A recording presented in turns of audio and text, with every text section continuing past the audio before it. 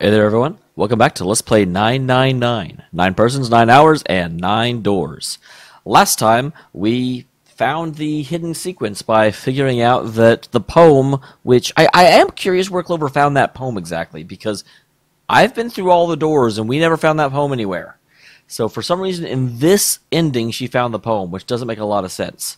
But regardless, we found it. We should be able to actually use those numbers in order to get into the safe. So let's find out what's in it. Junpei didn't answer. He couldn't answer. He had no idea what they were. Really? We just looked at the safe, dude. Besides, he was sure he would forget the numbers in the order they came in if he said anything. You can always get them to display again. 1438342 Muttering the numbers to himself over and over, he headed towards the bedroom. 1438342 1438341.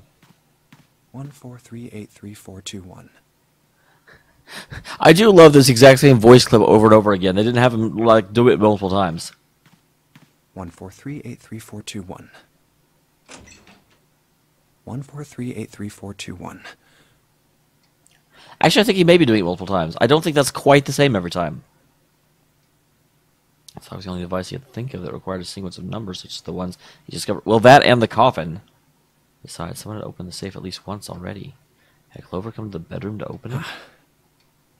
Junpei slowly dialed the numbers the bracelet had given him. 1 to the right, 4 to the left, and... oh, Okay, it's not going to make me go through every single part. bingo. I knew it was for this. Small telltale sound of a lock opening. He grabbed the handle and took a deep breath to pull it up. Oh, is this some sort of note? Is this another clue? Is this a bit of majesty that we're going to discover what we end up having to do? I hope so. Inside was a piece of paper. It was roughly the same size as the one Clover had been holding. Let's see. Junpei picked it up. This is what it said. Fact number 1. Our game was played once before. 9. Yeah, we certainly figured that out with at least Clover, Ace, and probably Santa, because Santa hasn't said anything about being in the nonary game. Or not? Why did I say Ace? Clover, Snake, and possibly Santa. Santa hasn't said anything about being in the game 9 years ago, but he definitely understood the specific relevance to luck, and Clover kind of reacted when we talked about it, and then brought up the nonary game 9 years ago, so it seems like Santa picked up the information from the same place. Fact 2. Person with the number 2 bracelet is into the game 9 years ago. Yeah, we'd put that together as well. Fact 3. It was planned by the following 4 people. That's Ace. I knew as soon as I saw it, I've been waiting for this shoe to drop, because I knew from a different playthrough that the Cradle Pharmaceuticals was what 7 had been investigating and knew they were involved. Gentaro Hangu. I'm guessing that Gentaro is Ace, Cradle Pharmaceuticals Chief of Staff. Nagisa Nijisaki, Cradle Pharmaceuticals R&D Supervisor. Teruaki Kubota, majority shareholder in Cradle Pharmaceuticals. Kaje Chinka Masashidu. Shidao? I must punish them. That's not really a fact. For the innocent lives they sacrificed. This is the only warning they will receive. That innocent souls might be saved, I now state the truth. It's not really a warning if it's in a, I guess, again, it depends on where that note came from. It's possible that someone in the game had that note from the beginning, although I don't know why Clover would have it. Did Clover steal it from someone else? And if so, who? The only people that she realistically could have stolen it from would have been Snake if she found it in his things after he was exploded, or the ninth man for the same reason. Because no one else, like, there's never a scene where Clover, like, went through anyone's pockets that I know of. Unless it was when Ace was asleep. Because we know Ace is, but again, that note, if we assume it's Ace, and we assume while Ace was asleep, it may be that Ace was aware, like had that clue, but wasn't able to figure it out, and so didn't ever get into the safe. Because that would allow Ace access to the safe, and therefore the warning line would make sense. Huh. There were 5 people waiting for them in the bedroom. Ace, Lotus, Santa, 7, and June. Lose each one of them in turn, then slowly place his hands in the pockets of his vest. Sorry, but do you think you could all come with me? Come with you? I want all of you to go to the big hospital room. Why? Again, we don't have a lot of time, guys. Something I want to be sure of. What do you want to be sure of?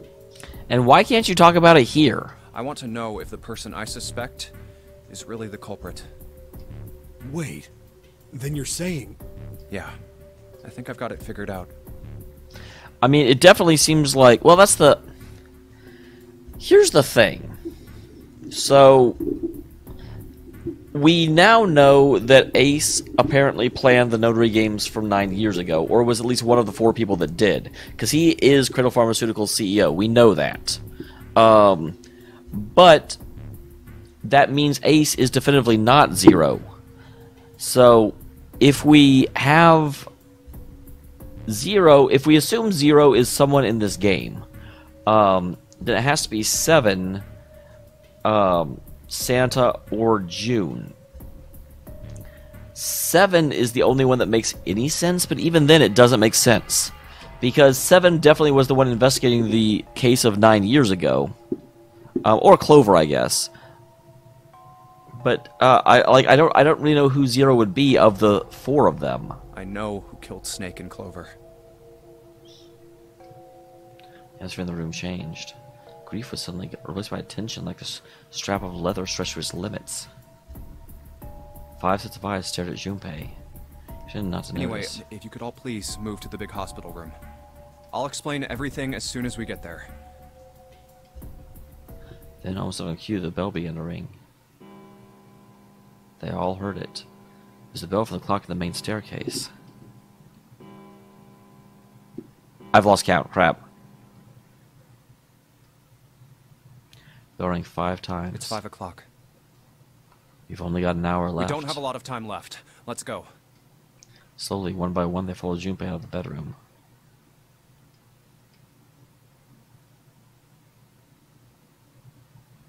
Actually, before we get started, I was hoping you could do something for me. Junpei stopped in door 3 and Ace, turned around. 7, and Lotus, could you please place your palms on the red? Huh? Yeah, why are we doing... Junpei, we don't have time for this. Why are you making everything difficult? Why? If we need to get to the shower room, why don't we just... No, we're not going inside. Once you've authenticated, step away from the door. Why? Please, just do it.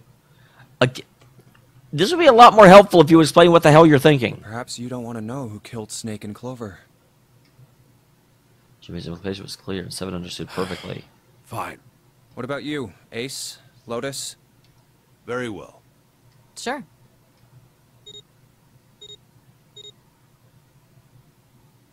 Quickly, they pressed their palms onto the red.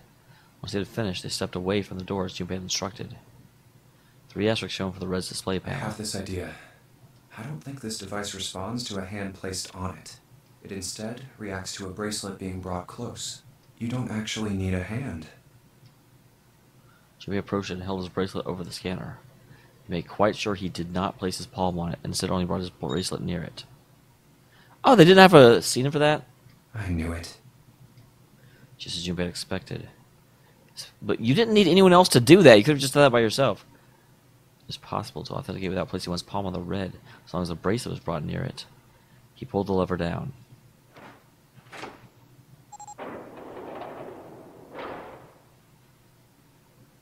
Door 3 opened like a hungry mouth.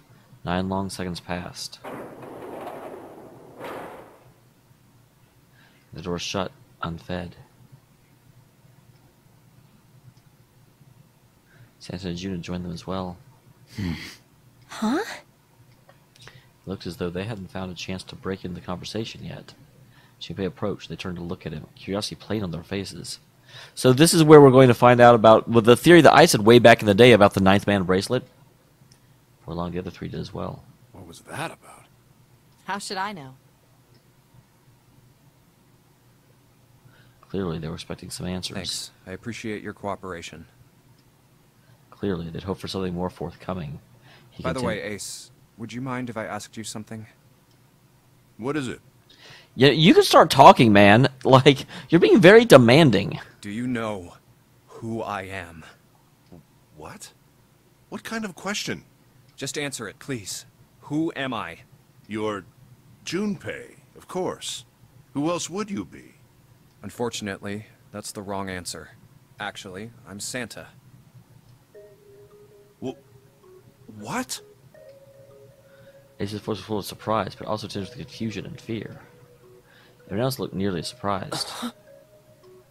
Santa looked especially shocked to discover that he was actually someone else. If he spoke, however, the trap would be exposed. Junpei quickly continued. The clothes I'm wearing, I borrowed from Junpei. And the clothes he's wearing are mine. We had a little swap. That's ridiculous. Impossible. So, you're saying I'm not Santa? Of course you aren't. Why? What makes you so sure I'm not Santa? If you were Santa, then door 3 wouldn't have opened for us just now. So that basically confirms the whole, what is it called, protophamnesia? Because he doesn't say you don't look like him. He says 1 plus 7 plus 8 plus 3 equals 19. 1 plus 9 would be 10. The digital root would be 1. But the 4 of us just opened door 3. You can't possibly be Santa. Your bracelet number isn't 3. It's 5, right?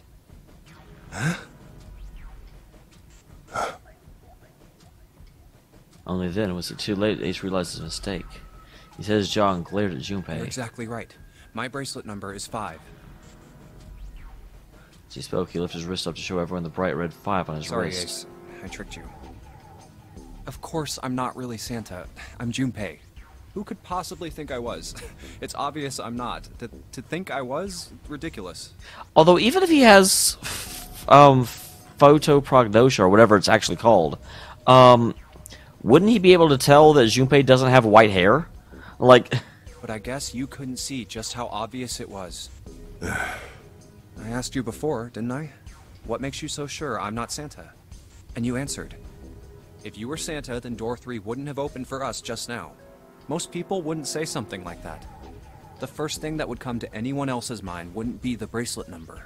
There'd only be one thing they'd say. One sentence. You don't look like Santa. You don't have his face. That's not the sentence I would say at all. Also, that is not grammatically correct. If you have a quote within a quote, you put single brackets around it. Come on, localization team. Ace, you have prosopagnosia. Am I right? Prosopagnosia. Okay. It was funny. The pagnosia part I remembered. It was quiet and calm. He knew the truth. So did Ace. Prosopagnosia? The others looked confused. What's that? No clue. Prosopagnosia is... He heard Lotus begin to explain it to them. Ace glanced at them, turned back towards Junpei and sighed. Very well. I confess. I have prosopagnosia. I cannot differentiate human faces. Is that what this was about? I do have to say, I don't know why the need to discuss this. This doesn't prove anything. You want to mock me for my disorder? No, not at all. I'm not making fun of you at all. In fact, I feel kind of bad for you. No, the reason I brought this up is that there's an excellent chance the person who killed Snake has prosopagnosia. Yeah, actually, as soon as I said that, I remembered the bone being incorrect in the snake's corpse. What do you mean? Junpei leaned casually against the iron piping at one of the beds. I'll just come right out with it. I think it was you, Ace. You killed him. Junpei was suddenly very aware of 5 pairs of eyes on him. He had their undivided attention now. The room had grown very, very quiet. Junpei took a deep breath. That's ridiculous. What possible evidence do you... I have 3 pieces of evidence. Oh, wow. I only know of one. The first. Think back to a few hours ago. You made us argue over the 3 doors here in the big hospital room. There was no way all 7 people could go through them. Lotus suggested that we sacrifice one of us. I do remember that. Junpei glanced at her and continued. Then you, Ace, said, "I'll stay here." Why would you say something like that? It's pretty simple, really. You didn't want us to see the dead body in the shower room. You see, if Ace stayed behind, there were only 2 doors the rest of us could go through. That's not a very good piece of evidence, because the thing is, yet you murdered Snake, and therefore you were willing to sacrifice your life. Like, what? If he's a murderer, he wouldn't be willing to do that. Doors 7 and 8. There was no way we could get through door 3, the shower room. You knew that, didn't you, Ace? That's why you volunteered to stay behind. Come on now, I think that's going a bit far. I can understand if you're jealous of my bravery, but please don't devalue my actions. I only wanted to save the rest of you. Surely you can understand my altruism. I do have to say that the 2 actions don't link up. Unless he knew everyone would circle back here, but... Altruism, huh? Jimmy stared off in the darkness at something very interested and lazy, and to dig persistent bit of wax out of his ears. You already knew, didn't you? You knew that whichever doors we took, eventually we'd end up back in the big hospital room. What on earth are you saying? Of course I didn't know that. How could I have? Really? Yes, yes. Pleading was not something he'd heard from Ace before. Jimmy pulled a piece of wax from his ear and glanced at it and flicked it off into the darkness. Oh well, that's cool. I've still got 2 more pieces of evidence that say you're the killer. The second is that, as I said earlier, you have prosopagnosia. Then you mean to imply that a person who can't distinguish human faces must be a bad person? Okay, that's a little bit of a leap of logic on your own, Ace. Junpei, they call that prejudice. No, I am not that stupid. Then why? Well, before I explain, I suppose there's something I should tell you. The corpse in the shower room. It's not Snake's. What? Ace's face went pale. The others looked confused as well. If the body was... I am wondering who the hell it I was. didn't put it together right away, but there was something Clover told me. She said that Snake's left arm was prosthetic. He'd lost his real arm in an accident. But the body we saw in the shower room, let's call him Guy X. Guy X's left arm was definitely flesh and blood. In other words, Guy X couldn't possibly have been Snake. I am wondering who the hell it is then. Oh God. No. That's impossible. That is a very unusual reaction if he is innocent. He started muttering delirious to himself, shaking his head back and forth. Junpei was long past caring, though. Let's say, hypothetically, that the killer didn't have prosopagnosia. If that were the case, he would immediately realize that Guy X wasn't Snake. Even if the clothes were the same as Snake's, their faces would be completely different. It would have been obvious they were different people. And yet, they still killed him. Why? Why would they kill a stranger who'd only just shown up? On the other hand, if the killer did have prosopagnosia, it makes sense. They thought Guy X was Snake and killed him. But the big problem here is, it's like, okay, so we're all running around, and then we split up, and Snake somehow finds a completely random 10th person, changes clothes with him, and then gives Guy X to Ace without Ace knowing about it, and goes and hides for the next several hours? Like, that doesn't make any damn sense. Wait. Wait just a moment. Let's say you're right, and I mistook Guy X for Snake. Even if I did, I would have had no motive to kill him. Why would I want to kill Snake? I can think of at least 2 motives. 1, Snake knew about your past. If he ever revealed what he knew, that would have been really bad for you. You really didn't want that to happen. So to make sure Snake's mouth stayed shut, you killed him. 2, Snake had a grudge against you. You knew that. Or at least you could have easily assumed he did. Yeah, that second one makes sense, because we know that he was involved in the Nonary game 9 years ago, and we know Snake was there. Even without exposing your identity, he was a threat to you. You never knew when you might be attacked. You couldn't ever let your guard down. Every moment was a moment he might try something. You didn't want that kind of danger hanging over you. So you... Hey, hold on a minute. For the first time since the beginning of Junpei's explanation, someone besides Ace spoke. I was wondering why everyone else was being so quiet about What's it. the past that Ace wouldn't want us to know? Why did Snake have a grudge against him? Look at this. He handed Santa a small piece of paper. What's this piece of paper? Santa squinted at the paper and began to read. And here we found out that Santa's illiterate! The nonary game was played once before 9 years ago.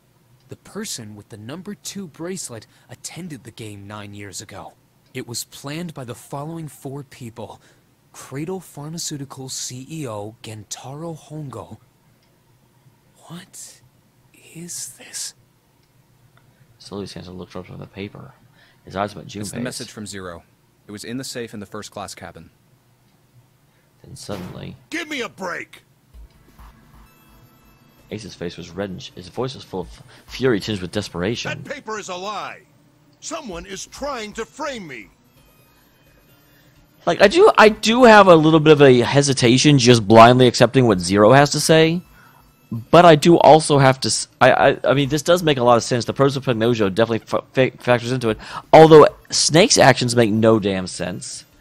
I almost have to wonder if Snake is the one in the coffin. Only because we know someone's in there and there's no one else it could be. And now that we know that the corpse we thought was Snake is not Snake, that only makes sense. But again, how did Snake get there of all places? Me. You said me, right? Junpei's eyes narrowed and the trap began to close. Ace inhaled sharp. His eyes flicked to Junpei to anything else. Wouldn't that mean you're admitting you're Hongo, the CEO of Cradle Pharmaceuticals? Didn't he already tell us that he was? Or was that a different ending? Or am I mistaken? As though a switch had been flipped. Color drained from Ace's face, and he realized what he'd done. His eyes went Very wide. well. I admit that much. I am certainly the CEO of Cradle Pharmaceutical, Gentaro Hongo. So what if I am? I don't know anything about this nonary game that supposedly took place 9 years ago. Everything on that scrap of paper is bullshit. I mean, and that's the thing, because we're ultimately the guy that set up the game to kill us versus the guy that is implicated by the guy that set up the game to kill us. Someone is trying to set me up, you see? First of all... He stammered. He tried desperately to work himself to a more tenable position. Junpei, you're claiming I did this all by myself. Think that over, all right? How could I have killed Snake all by myself? Not Snake. It was Guy X. I don't care who it was. Fair response. You said the killer put this other man into door 3, right? Yeah, maybe.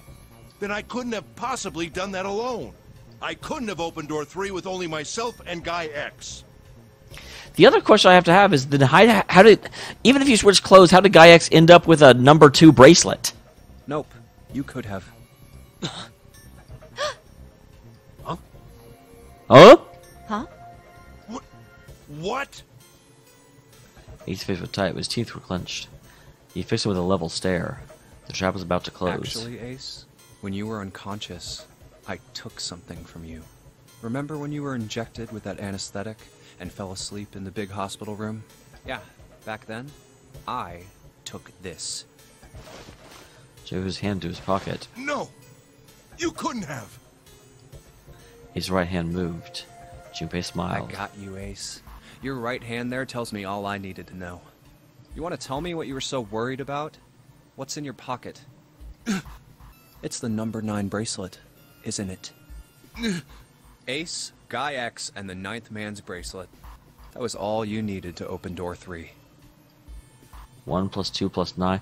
And I'm actually really happy with myself that I thought about that as a possibility even way back at the time.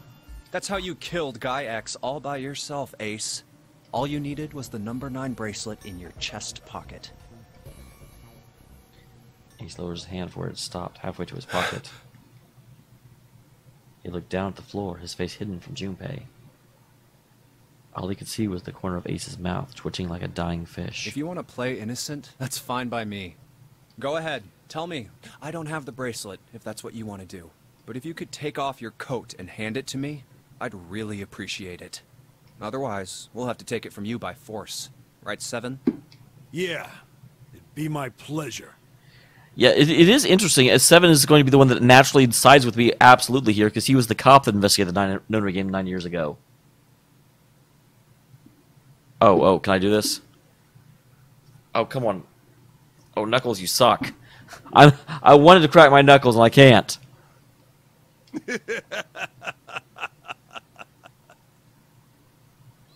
Oh, geez, he sounds like something broke inside. Oh, God. Ace roared with laughter. He threw his arms wide and his head back, and he just laughed, filling the room with a sound that scarcely belonged there. Then it stopped. His arms came down, his head dropped to look straight ahead at Junpei. Oh, wow. For a split second, his eyebrows looked like his head was cut. Well done, Junpei. As you so correctly deduced, I have the number 9 bracelet. I retrieved it while we were searching for the missing hardware for the red. I was going to say, he should have been able to get it when he went through that door. I left the room I was supposed to search and headed to the first-class cabin on B-deck. His voice showed no emotion, no sense of remorse or interest. It was almost bored, as though he were reciting an especially dull corporate letter. My purpose was to obtain the number 9 bracelet. 9 is a potent ally in the nonary game.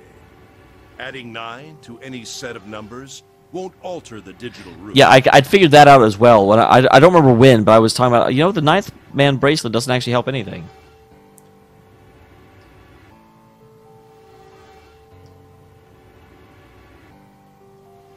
As you can see, 9 is a very useful number here. With it, one can go anywhere, with anyone. It is, I suppose you could say, a game changer. It's actually a game say the samer. Like, it doesn't actually help you do anything, but it means that you can explore anywhere. So I made for the first-class cabin to obtain it. In mere moments, I successfully acquired the number 9 bracelet. There was also an unexpected bonus. The knife the 9th man had used. I quickly pocketed both of them and left. I made my way back to where I was expected to be. That's when I ran into Snake. Well, this guy X, actually.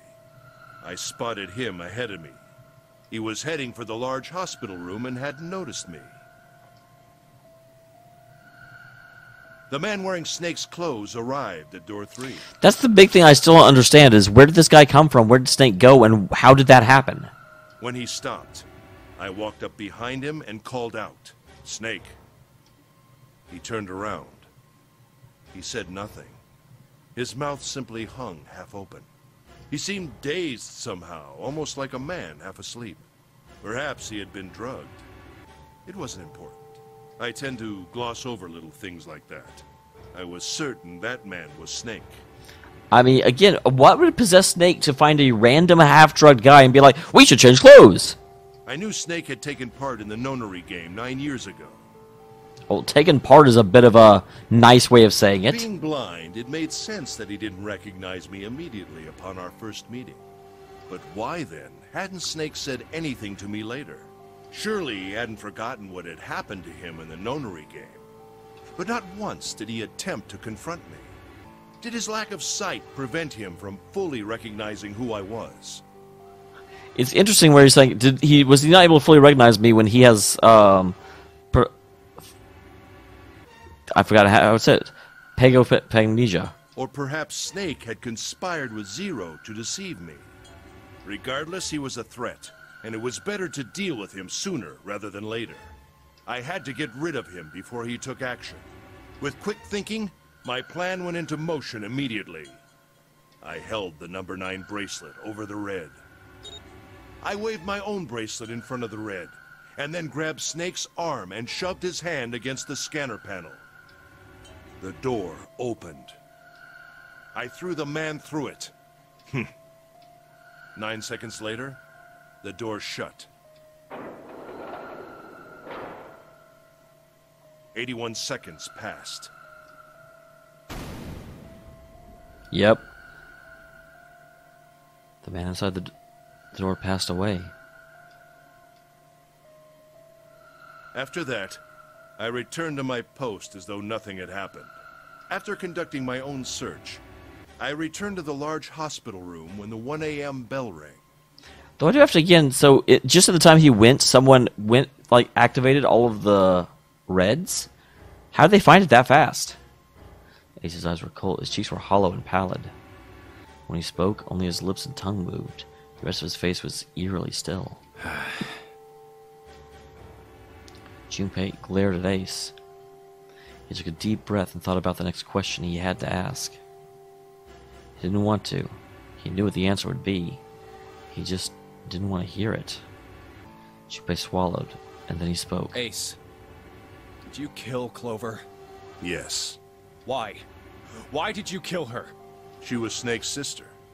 It was possible he had told her something dangerous. Why? I wonder why he waited so long to kill her then. Additionally, she had gone through door 1. It seemed likely she might have found it. Found it? Found what? Why don't you go through door 1 yourself? Perhaps it's hidden somewhere. Seven and Lotus interrupted. Yeah, but Lotus and I went through door 1 too. We didn't see anything suspicious. Yes. I thought as much after I heard your report at the central stairs. I doubt the two of you could find it. That's interesting. What is he talking about, though? Huh? But perhaps Clover was different. Perhaps she had found it. I was, therefore, desperate to find her. And at last I did, in the first-class cabin. I spoke very calmly. Did you see it? See what? Don't act as if you don't understand. You were in the captain's quarters, weren't you? Uh-huh. What are you talking about? Very well. By the way, what are you doing here, Clover? What? Nothing. There's blood on your shoes. It looks fresh. Did you go take a look at the ninth man's corpse? That's it. Why would she go to the ninth man's corpse of all places? I see. Your silence suggests that you noticed. You saw something, didn't you? You saw that his bracelet was gone. No! Clover ran. She made for the exit, but Ace stood in her way. You aren't going anywhere. He caught her by the collar as she passed and threw her on the floor hard. You're staying here. No! This almost seems like a different type of scene. She leapt up and darted past him in the hallway. Ace followed her run. Don't you run, little girl. Okay, yeah, this. If I were Ace's voice actor, I would not want to like act these lines. They just sound bad. And he was faster.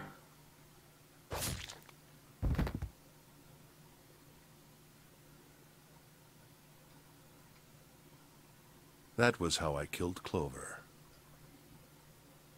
His face hadn't changed. If he felt guilt or remorse or anything one might feel after taking the life of another human being, it didn't show. You son of a bitch! Seven's whole body trembled with rage, and his voice trembled with hate.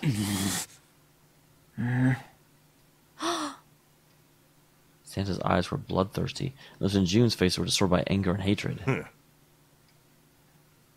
I'm a little concerned that he's just saying this and doesn't think anything, because he's got a knife, but there's 6 of us, one of us being a former police officer. He shook his head and sighed. I admit it. I've lost. I have lost. Completely and utterly. Don't misunderstand, Junpei. I didn't lose to you.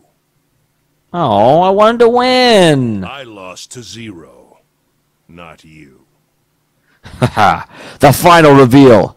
Ace, I am Zero. I'm rather disgusted with myself for falling into such a simple trap. I looked the fool. And it was a trap. Make no mistake. I was trapped and manipulated by Zero. The man I killed in the shower room? If he wasn't Snake, then I have no idea who he was. But he was wearing Snake's clothes. And that was no coincidence. So wait, Zero? That's interesting. I hadn't even thought about the fact that Zero may have caused that to happen. He had also been injected with something that reduced his cognition and prevented him from identifying himself or resisting me. So that means if Zero is on the ship somewhere, he grabbed Snake and made the switch? Or if Zero's one of us, when we separated, he like pulled Snake along or something? That's possible. But again, we come back to Snake is either a person that's not in this room, or it is June, Santa, Seven, or Lotus. And no real indication of which of those four it may be. If we assume that revenge is the motive, Santa and Lotus make the most sense. Like, Lotus wants to get back for her kids. Even Seven as well. Everyone is a potential Zero except for June, and even June isn't innocent. The real thing that goes for June is that we don't have any reason to suspect her, but we also don't know anything about her other than we knew her when she was a little kid, like before the first Nonary games, and no idea what happened to her between then and now. And we can't forget the components that were removed from the red before we arrived. I have no doubt that Zero planned all of this. Zero made sure I would kill that man. It follows, of course, that Zero knew everything I would do. So that is interesting that Zero predicted he'd go back and get the Ninth Man's bracelet, because that seems a very big stumbling block in the plan. That I would try to take the number 9 bracelet. That I would try to kill Snake. Everything. Something you may remember the paper you found in the safe. Remember the last word Zero had written on it. I must punish them. The innocent lives they sacrificed. This is the only warning they will receive. That innocent souls might be saved. I now state the truth. Zero. And he remembered other words he'd heard from Clover. I think Zero is one of us. And we'll find out which one next time. Thank you very much for tuning in, everyone. I will see you in the next episode. A lot of revelations, although I do have to say, I am a little bit, patting myself in the back because there wasn't a whole lot that we found out this episode that I hadn't previously pieced together. So yay! Good job, Dameol. You're the best.